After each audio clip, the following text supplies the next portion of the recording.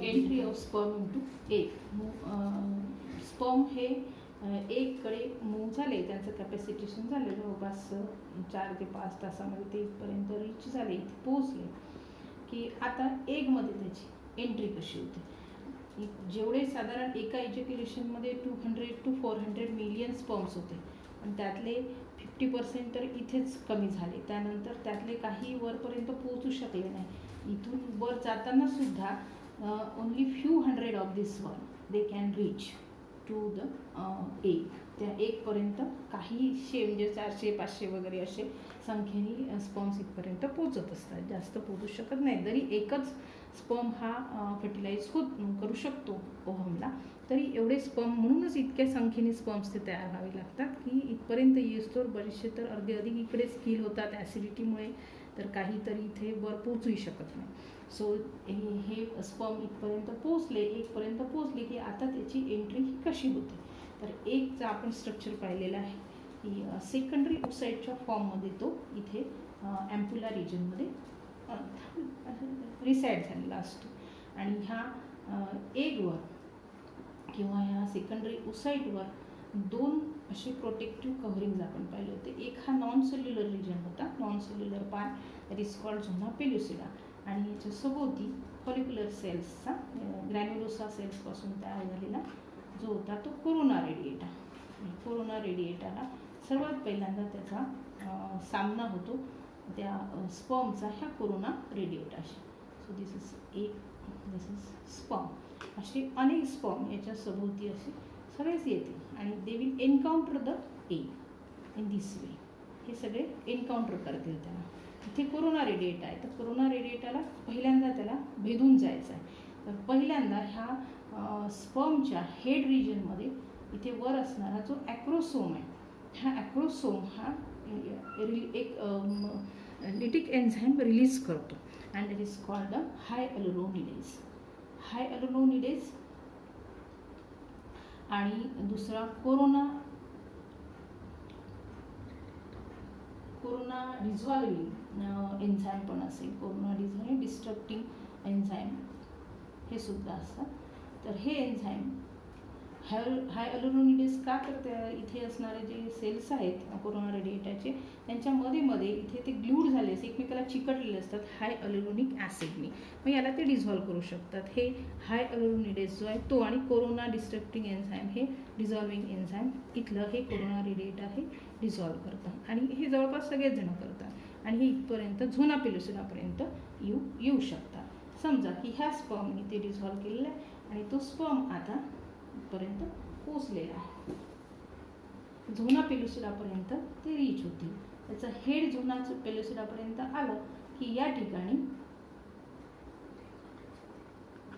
झोना पेल्युसिडाचे जे इथले जे हे आहे हा असेल्युलर पार्ट आहे किंवा नॉन सेल्युलर म्हणून आपण, इथे ते टच झालं की झोना पेल्युसिडावरच्या या मेम्ब्रेनवर सुद्धा, झोना पेल्युसिडाच्या मेम्ब्रेनवर काही रिसेप्टर्स असतात.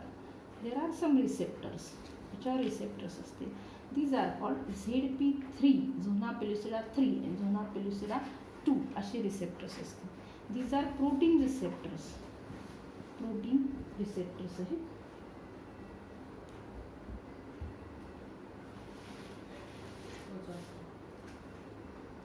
प्रोटीन रिसेप्टर्स आहेत.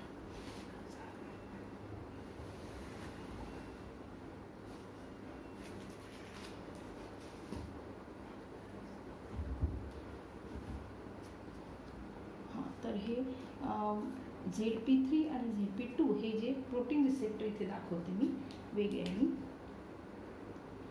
Which actually contains the fertilising. इथे ते फर्टिलायझिंग हे एक ग्लायकोप्रोटीन असेल फर्टिलायझिंग, आणि फर्टिलायझिंगच्या अगेन्स्ट इथे स्पर्म हा दुसरं मटेरियल सिक्रेट करतो दॅट इज कॉल्ड अँटी फर्टिलायझिंग. या रिसेप्टरपाशी असेल फर्टिलायझिंग आणि स्पर्मकडून अँटी फर्टिलायझिंग हे सिक्रेट केलं जाईल. अँटी फर्टिलायझिंग तो रिलीज करेल. इथे फर्टिलायझिंग अँटी फर्टिलायझिंग रिॲक्शन होईल. इथे हे या ठिकाणी बाइंड होईल. जर फर्टिलायझिंग आता समजा याचं इथे बाइंड जर झालं ह्या रिसेप्टरवर तर मग ही जी रिॲक्शन आहे फर्टिलायझिंग अँटी फर्टिलायझिंग, ही रिॲक्शन जर प्रॉपर झाली तर ह्या स्पर्मला हे ॲक्सेप्ट करेल, otherwise it will be rejected. समजा यानी फर्टिलायझिंग ह्या इथपर्यंत आलेलं आहे आणि इथे जर यांनी सिक्रेट केलेलं आहे फर्टिलायझिंग आणि इथलं अँटी फर्टिलायझेशन ते मॅच झालं नाही, ती रिॲक्शन झालीच नाही, तर हा याला रिजेक्ट करेल. आणि ह्याला ॲक्सेप्टन्स तेव्हाच आहे जेव्हा की हे फर्टिलायझिंग अँटी फर्टिलायझिंग रिॲक्शन ही प्रॉपर होईल. आणि म्हणूनच या रिॲक्शनला म्हणजे फर्टिलायझिंग अँटी फर्टिलायझिंग रिॲक्शन जी आहे याला आणखीन एक आपण म्हणू शकतो, इट इज कंपॅटिबिलिटी रिॲक्शन. ही कंपॅटिबिलिटी रिॲक्शनसुद्धा आपण याला म्हणू शकतो, कारण का हे स्पेसिफिक आहे. स्पेसिफिक म्हणजे ठराविक स्पर्म हा ठराविक ओव्हमला फर्टिलाइज करू शकतो, तो फक्त इथे ओळखला जातो. आता इथे झोना पेलुसिडा भेदून जायचा आहे त्याला आतमध्येपर्यंत, मग पुन्हा ह्या जो आपण पाहिला होता या हेड रिजनमध्ये इथे असणारा ॲक्रोसिम हा न्यूक्लियस आणि इथे डिस्टल इकडे असतात ते प्रॉक्झिमल आणि डिस्टल सेंट्रिओल नेक रिजनमध्ये इथे. तर हा जो झोना पेलुसिडा आहे त्याला भेटून जाण्यासाठी म्हणून ॲक्रोसिम हा जो ॲक्रोसोम आहे त्याच्याकडून ॲक्रोसिम किंवा त्याला झोना लायसिन असे म्हणतात, हा एन्झाईम रिलीज केला जातो. ॲक्रोसिन किंवा झोना लायसिन जो आहे तो आता याला डिस्ट्रॉय करेल थोडासा ह्या झोना पेलुसिडाला, तर इथून मार्ग करून देईल त्याला. आणि आता sperm reaches to the this part, तो स्पर्म आता इथपर्यंत त्याचं हेड जे आहे ते इथपर्यंत आलेलं आहे, म्हणजे प्लाझ्मा मेम्ब्रेनपर्यंत त्याची नेक हा मिडल पीस आणि टेल. आता मिडल पीस टेल वगैरेचं टेलचं काम संपलंच आहे जवळपास, तो इथपर्यंत पोचवून देणे त्याला हे काम झालं. त्यानंतर मायटोकॉन्ड्रिया ज्या मिडल पीसमध्ये होतं त्यांनी एनर्जी पण प्रोव्हाइड केली. फक्त आता नेक रिजनमधले जे 2 सेंट्रिओल आहे ते 2 सेंट्रिओल आणि न्यूक्लियस यांचंच फक्त काम आहे. आणि ॲक्रोसोमचं पण काम संपलं, ॲक्रोसिन पण रिलीज केला गेला आहे. पण आता एक मेम्ब्रेनला त्यांनी टच केलं, जस्ट इथे टच केलं हेडनी, इथे टच झाल्याबरोबर जो फर्टिलायझेशन हे जे मेम्ब्रेन आहे पूर्ण व्हायटॅलिन मेम्ब्रेन, याला आपण व्हायटॅलिन मेम्ब्रेन म्हटलं होतं. This vitelline membrane it undergoes some physico chemical changes, याच्यामध्ये काही फिजिको केमिकल चेंजेस होतात आणि बाकीचे जे स्पर्म आहेत त्याला ती एंट्री होऊ देत नाही. बाकीचे स्पर्म पण इथपर्यंत येतील समजा चाले तर याला झोना पेलुसिडाला भेदून, तर त्यांना आतमध्ये एंट्री होऊ देत नाही. हा ठरलेला आहे, आता हा एंटर होणार, त्याच्यामुळे याला एंट्री द्यायची आहे. त्यामुळे ह्या एग मेम्ब्रेनकडून सुद्धा या ठिकाणी थोडीशी ॲक्शन होते. आणि एग मेम्ब्रेन हे इथे असं कोनिकल स्ट्रक्चर तयार करतं, शॉर्ट असं कोनिकल स्ट्रक्चर, असं कोन तयार करतो. This cone is called the cone of fertilisation.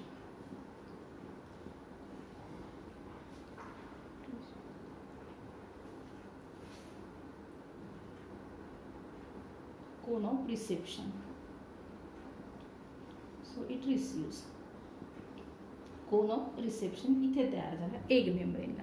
आणि एक म्हणजे आता हे स्पर्मचा जो हेड रिजन आहे ते हेड रिजन आता याच्या कॉन्टॅक्टमध्ये येतं. इथे या कॉन्टॅक्टमध्ये आलं की दोघांचे पण जे प्लाझ्मा मेम्ब्रेन आहे हे पण प्लाझ्मा मेम्ब्रेन आहे त्याचं, आणि हेडवर सुद्धा प्लाझ्मा मेम्ब्रेन आहे, ते डिझॉल्व्ह होतं. पण ते डिझॉल्व्ह होण्यापूर्वी हे डिझॉल्व्ह का झालं त्याचं कारण याचा आणि याचा कॉन्टॅक्ट आला की इथे डिपोलरायझेशन होतं. हे पोलराईज स्थितीमध्ये असतं, हे पहिल्यांदा प्लाझ्मा मेम्ब्रेन दोन्हीचे ते डिपोलराईज होतं. ते डिपोलराईज झाल्यामुळे याचा आणि याचा कॉन्टॅक्ट आला की दोन्हीचे प्लाझ्मा मेम्ब्रेन डिझॉल्व्ह होतात and releasing the nucleus inside. Nucleus along with 2 centriole. हा याचा मेल न्यूक्लियस, हा थोडासा त्याचा आकार बदलतो आणि mail nucleus, mail pro nucleus म्हणून आपण त्याला, थोडासा त्याला बुळका आकार होतो. त्याच्यामध्ये 23 मेलचे क्रोमोझोम आहे म्हणजे फादरचे, आणि त्याच्यासोबत आता सेंट्रिओल पण याच्यामध्ये एंटर झालेले. बाकीचे स्ट्रक्चर जे आहे हेडपासूनचा इकडचा पार्ट पूर्ण हा मिडल पीस मायटोकॉन्ड्रिया हे आतमध्ये येणार नाही, फक्त न्यूक्लियस रिलीज केला जाईल आणि ते 2 हे सेंट्रिओल्स मग हे कुठे रिलीज होतात जिथे की फिमेलचा न्यूक्लियस आहे. पण फिमेलचा न्यूक्लियस कसा होता आपण पाहिलं की here in case of 3rd स्टेजमध्ये आपण पाहू. आता 3री स्टेज सुरू होते इथे. 3री फेज कोणती आहे? Activation of ovum. Activation of ovum ह्या ओव्हममध्ये आता ते एंटर झालं. ते इथे जस्ट जेव्हा टच करतं तेव्हा इकडे जे व्हायटॅलिन मेम्ब्रेन तयार होतं त्याच वेळेला म्हणजे ॲनिमल पोलकडूनच ते एंटर होत आहे, जिकडे न्यूक्लियस आहे. ह्या ॲनिमल पोलकडे जेव्हा ते एंटर होत आहे त्याच वेळेला इथे जे मिओसिस 2 राहिलेलं होतं म्हणजे मेटाफेज 2ला जे अरेस्ट झालं होतं ते डिव्हिजन आता कंप्लीट होतं आणि दुसरी सेकंड पोलर बॉडी जी आहे ती इकडे रिलीज होते. पहिली पोलर बॉडी तर इथे होतीच आधी या प्लाझ्मा मेम्ब्रेन आणि ह्या झोना पेलुसिडाच्या मधल्या स्पेसमध्ये. ही स्पेससुद्धा थोडी वाढते जेणेकरून बाकीचे स्पर्म इकडे येणार नाही. पॉलिस्पर्मी ही शक्यतो अवॉइड केली जाते. आता न्यूक्लियस आतमध्ये एंटर झाला. ह्या न्यूक्लियसच्या साईडला यामध्ये आता 23 क्रोमोझोम आहे, यातसुद्धा 23 क्रोमोझोम आहे. दोन्हीचे न्यूक्लिअर मेम्ब्रेन याच्यावरचे जे मेम्ब्रेन आहे ते डिझॉल्व्ह होतात. फिमेल प्रोन्यूक्लियस आणि मेल प्रोन्यूक्लियस ह्या दोन्हीचे मेम्ब्रेन डिझॉल्व्ह होतात आणि ह्या मेलचे जेवढेही स्पर्मचे जेवढे काही 23 क्रोमोझोम आहेत ते आणि फिमेलचे 23 क्रोमोझोम दे पेअर्ड नाव. त्यांचं ॲम्फिमिक्सिस होतं या ठिकाणी. This is called fusion. So याच्यामध्ये आपण देऊ शकतो point fusion of male and female pronuclei. दोन्हीचे न्यूक्लियामधलं जेवढं मटेरियल आहे ते सगळं मिक्स होतं आणि तो एकच न्यूक्लियस होतो. आता now there are 23 pair of chromosome. यातच जी 23rd पेअर असते ती समजा दोन्ही सारखीच असेल, एक सेक्सच असेल तर दिस will be the zygote. Zygote जो तयार होतो आहे इथे तो कशाचा असेल, फिमेलचा, एक्स सेक्स जर झाले तर. आणि समजा मेलनी ह्या स्पर्मनी जर वाय क्रोमोझोम आणला असेल आणि ही फिमेलचा एकचा तर एक्सच असतो तर resultant child will be XY. Means the sex determination itself takes place at the time of fertilisation, not later on. जेव्हा फर्टिलायझेशन होणार आहे, जिथे होत आहे त्याच वेळेला ठरलेलं आहे की हा फिटस फिमेलचा होईल की मेलचा होईल. आणि म्हणून सिग्निफिकन्समध्ये आपण याच्यामध्ये सिग्निफिकन्सचे जे पॉईंट्स देतो त्याच्यात हे पण सिग्निफिकन्स आपण देऊ शकतो. याच्यामध्ये जे पहिला पॉईंट तुम्ही देऊ शकता की सेंट्रिओल यात नव्हते, ते सेंट्रिओल यात एंटर झाले, हे पहिलं सिग्निफिकन्स. दुसरं की 23 क्रोमोझोम मिक्स झाले त्याच्यामुळे याच्यामध्ये क्रोमोझोम नंबर जो आहे 46 क्रोमोझोम नंबर जो असतो मॅनचा, ह्युमन बिईंगचा, तो रिस्टोअर केला गेलेला आहे. आणि शिवाय नवीन रिकॉम्बिनेशनसुद्धा झालेलं आहे. म्हणजे मेलच्या आधीचे पॅरेंट्सचे कॅरेक्टरिस्टिक, फिमेलच्या आधीचे पॅरेंटचे कॅरेक्टरिस्टिकसुद्धा याच्यामध्ये येऊ शकतात. आणि शिवाय हे मी आत्ता सांगितलेलं की sex determination is also there. तर ह्या फर्टिलायझेशन सेक्स इज डिटरमाइन आणि मेल आणि फिमेल प्रोन्यूक्लियाची या ठिकाणी फ्युजन पण होतं, फ्युजनची प्रोसेस होते. त्यामुळे सिग्निफिकन्समध्ये सुद्धा तुम्ही हे पॉईंट्स देऊ शकता. So here ends the fertilization process.